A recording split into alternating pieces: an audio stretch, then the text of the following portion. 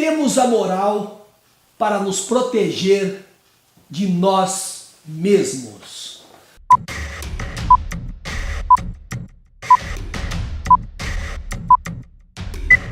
Olá, meus amigos e amigas. Peraí, puta, não é esse óculos, cara. Esse óculos aqui é para depois que você gravar, você assiste com esse óculos. Não é esse, é esse.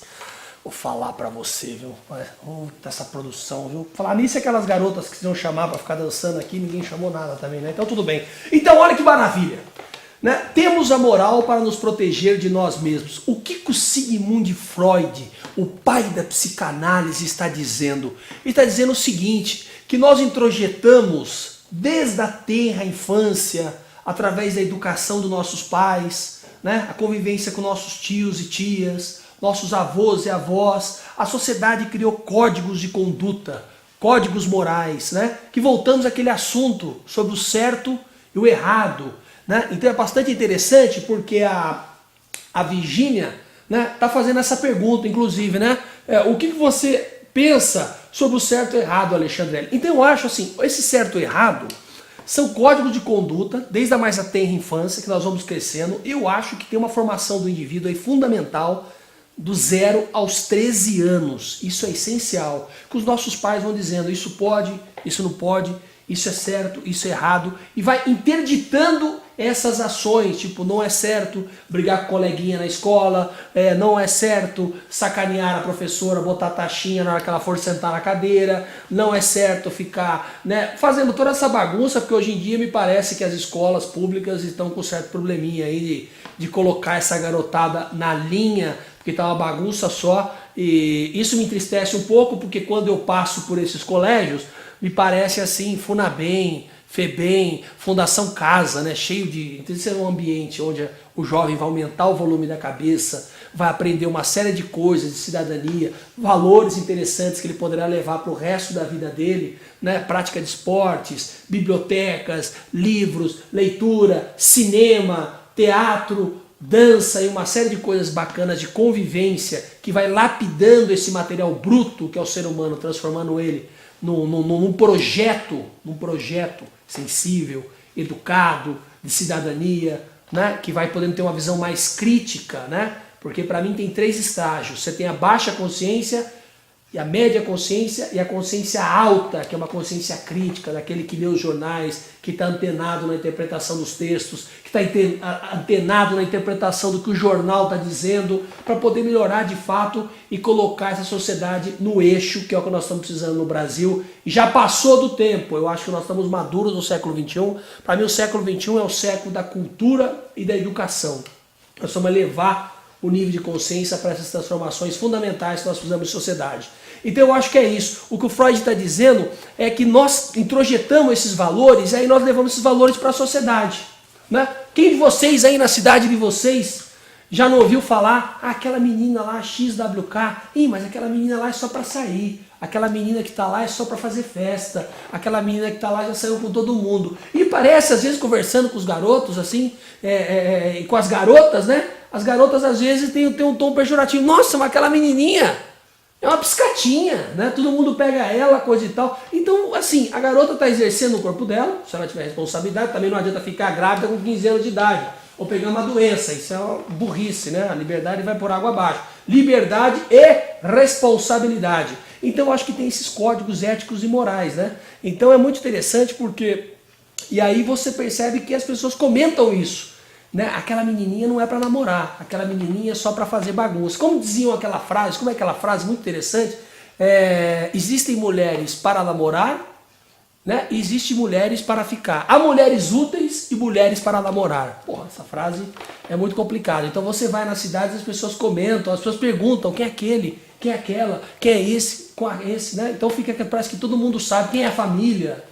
Né? E sempre as pessoas têm histórias saborosas para contar sobre pessoas e outras que você se diverte, né? Coisa que não tem nas cidades grandes, porque na cidade grande é tudo tão rápido, as cidades são tão grandes, milhões de pessoas, ninguém fica, né? Não tem como ficar tomando conta disso ou daquilo, mas as empresas hoje em dia, quando vão contratar alguém, aonde elas vão? Elas vão nas redes sociais, né? para saber quais são as postagens daquelas pessoas, o que ela posta, como que ela se porta. Então o certo e errado está aí balizando a sociedade, como nós já dissemos, e a gente introjeta esses valores, né? Então eu acho que nós temos que ter cuidado com esse certo ou errado, porque a gente pode cair no âmbito de uma coisa chamada preconceito, né? Então a coisa do preconceito é muito complicado, porque aí você fica fazendo julgamentos a priori, sem saber a história daquela pessoa, que aí não é muito bacana, não é legal, né? E aí, a Rosana diz o seguinte: qual a diferença entre subjetividade e objetividade? Subjetividade é aquilo que você pensa na sua cabeça. Subjetividade é aquilo que você imagina na sua cabeça. Subjetividade é aquilo que você cria na sua cabeça, né? Os gregos inventaram uma coisa fantástica. Antes de levantar uma arquitetura, vamos colocá-la no papel e depois colocar ela na objetividade. Então subjetividade é aquilo que vai dentro da sua cabeça, como fenômeno do pensamento. A objetividade é aquilo que você transforma em realidade concreta através da ação. Por exemplo, você cria uma lei subjetiva, não pode, né, o pedestre tem o direito sobre a faixa de pedestre, então o carro tem que parar para o pedestre. Então a subjetividade, você fala assim, como é que você respeita o pedestre? Então você cria leis, cria códigos de certo e errado, para você poder, dentro da sociedade, ter essas ações de forma adequada. Falando nisso, eu não posso perder o tempo, hein? O tempo como que tá? Ah, tá beleza, 6:35, é rápido pra caramba, isso parece uma Olimpíada, parece o... Como é que é aquele cara que corre, o Bolton, não sei das quantas, esse aí, show de bola. A produção aqui tá antenada em tudo, não perde nada, só tá faltando as meninas dançando, coisa e tal, que esse pra mim é o certo, né, para as pessoas podem ser para que é esse objeto, blá, blá, blá. Então eu acho que é isso. Então eu acho que a subjetividade é aquilo que tá dentro da tua cabeça e a objetividade é aquilo que você coloca em ação, concreta, transforma. Então isso é muito bacana. E aí tem uma outra pergunta aqui. Pô, essa aqui foi sacanagem, como a gente falou do Freud, né? Muito interessante, que é o seguinte: o Torvelinho Aristides Barbosa. Tá parecendo aqueles nomes dos portugueses no passado, né? Joaquim dos Santos Pereira Barreto Milão, não sei, que vai juntando o nome de todas as famílias, né? E vai colocando tudo. Por isso eu queria mandar um abraço para Fernando Pessoa e Camões, dois gênios da poesia e da literatura portuguesa. Então ela pergunta o seguinte: Freud era gay? Como Freud tratou muito da questão da libido, a libido pra cá, a libido pra lá, a energia sexual, a pulsão sexual. Então você fala, pô, esse Freud era mal resolvido, esse Freud devia ser gay, um gay enrustido, Freud não dizia isso, né? Que é isso? Então eu acho o seguinte, eu não sei porque eu não convivi com Freud, eu não fui amigo do Freud. Essa pergunta seria pertinente ao Jung, foi um dos discípulos do Freud, depois criou o inconsciente coletivo, mas também o Jung morreu, o Freud morreu, então eu acho o seguinte. Agora, o que me deixa um pouco chateado hoje em dia na realidade é o seguinte: eu acho que é a perseguição a pessoas que... Porque eu acho assim, o amor não tem cor, o amor não tem cor, o amor não tem raça. Então eu acho que essa perseguição a pessoas, por exemplo, pô, se o menino gosta do menino, se a menina gosta da menina, então eu acho que isso é uma sacanagem você ficar perseguindo. Tá tendo muito caso de violência, tá tendo uma homofobia aí que é horrorosa. Eu acho que se a pessoa tem uma perseguição, essa pessoa, porque ela tem uma predileção homossexual, então eu acho que essa pessoa tem algum problema psicológico, ela precisa sanar esse problema psicológico dela, porque isso não é bacana. As pessoas amam como elas quiserem. Que direito tenho eu, que direito temos nós de dizermos o que o outro, na liberdade dele, pode fazer com o corpo dele? Nós não temos esse direito. Ninguém tem esse direito. Nós não somos soberanos sobre a vida do outro. Isso é tirania. Então a liberdade pressupõe o respeito e a responsabilidade. Então deixa as pessoas serem felizes. Se o Freud era gay, o Freud era casado, né?